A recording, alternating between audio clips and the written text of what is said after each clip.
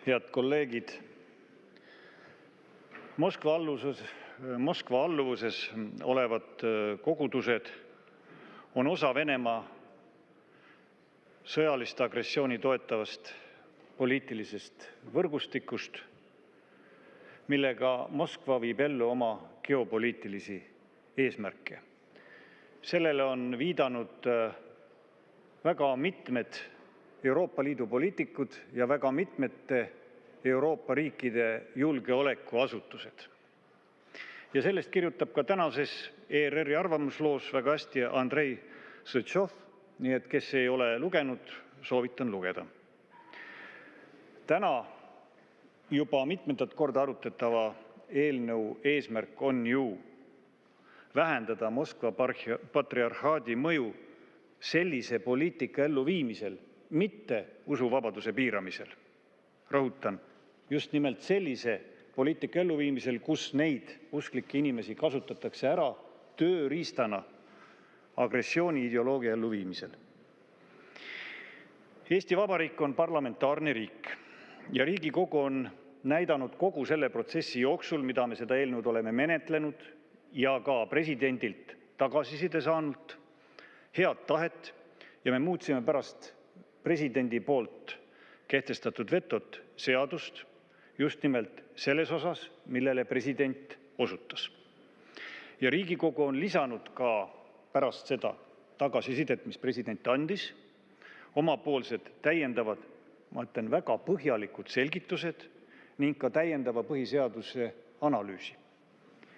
Ja kui aprillis siin saalis hääletas selle seaduseelnõu poolt 60 Riigikogu liiget, siis juba juunis hääletas 68 Riigikogu liiget.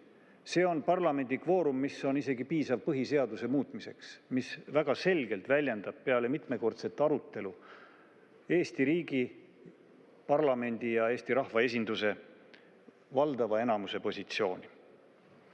Nüüd need Keskerakonna muudatused, mis menetluse käigus esitati, ekspertide hinnangul sisuliselt midagi ei muuda ja oleksid pigem hoopis piiranud usuvabadust. Ja usuvabaduse riive oleks olnud suurem kui praegu täna vastuvõetava eelnõu puhul, milles neid muudatusi arvestatud ei ole.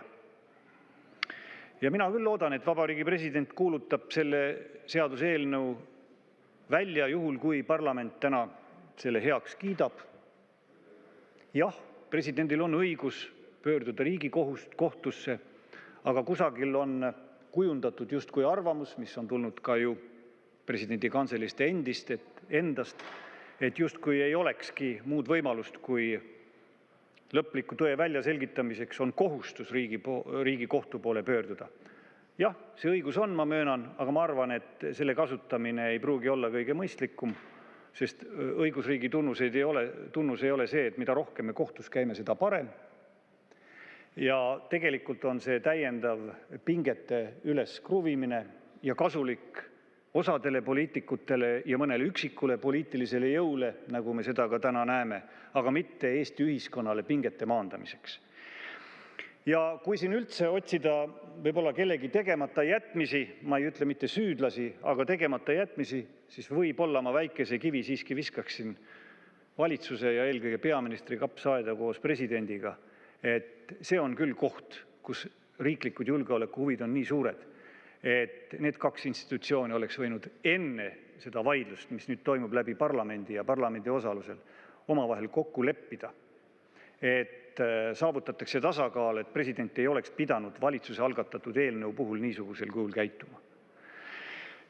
Nii et parlament on täna sellises olukorras ja ma küll väga kutsun üles parlamendi liikmeid käituma tasakaalukalt ja toetama seda eelnõud, mis on läbinud ikka niivõrd põhjaliku arutelu, vaidluse ja juriidilise ekspertiisi ja ütlen lõpetuseks, et Eesti riigi julgeolek ja sisemise turvalisuse tagamine ei tohiks olla nii-öelda jutumärkides tehnilise õigusriigi pantvangiks.